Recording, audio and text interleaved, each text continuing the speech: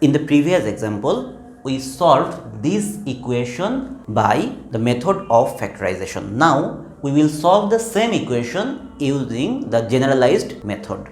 And we will use a formula here. If ax square plus bx plus c equals to 0 is a given quadratic equation, the solution x will be minus b plus minus root over b square minus 4ac divided by 2a. You must memorize this formula. So, how to use this formula in this equation? X square minus 5x plus c equal to 0. Therefore, x equal to minus b plus minus root over b square minus 4ac divided by 2a.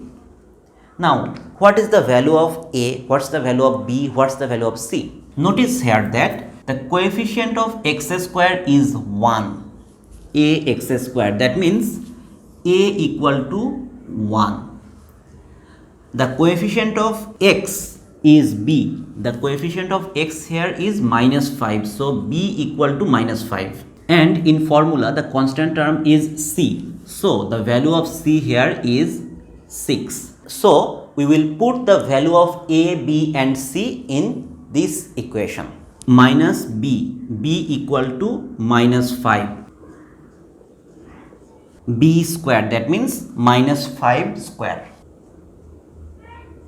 Minus 4ac, a is 1 and c is 6 divided by 2a, the value of a is 1 equals to minus of minus 5, that means 5 plus minus root over 5 square, that means 25 minus 4 into 6, 24 divided by 2 equal to 5 plus minus root over 25 minus 24, 1 divided by 2 equal to 5 plus minus root over 1 means 1 divided by 2. That means 5 plus 1 by 2 or 5 minus 1 by 2. That means 6 by 2 or 4 by 2.